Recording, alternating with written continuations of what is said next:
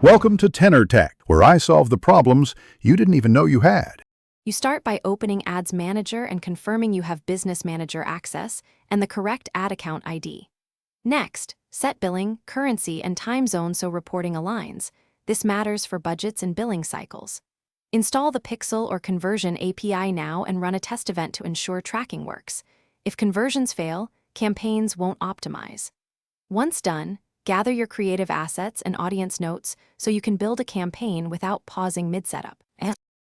You now create the campaign and pick a precise objective because optimization depends on that choice. Conversions optimizes differently than traffic. Define audiences. Custom audiences from lists or website events, add lookalikes for scale, and exclude irrelevant groups to save budget.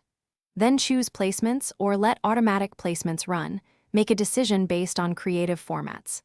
Set budget type, daily for steady pacing, lifetime for scheduled bursts, and set start/end dates. Make sure bid strategy matches your goal so delivery aligns with your KPIs. You assemble ad creatives, headlines, primary text, images or video, CTA, destination URL, and UTM tags for analytics. Check mobile and desktop previews. Launch with a /B tests to compare creative, audience, or placement changes and monitor CTR, CPM, cost per conversion, and frequency closely. Once you see clear winners, scale budgets gradually and pause underperformers. If ads aren't delivering, clear cache. Review policy, flags, republish, or adjust bids. This single troubleshooting step often restores delivery quickly.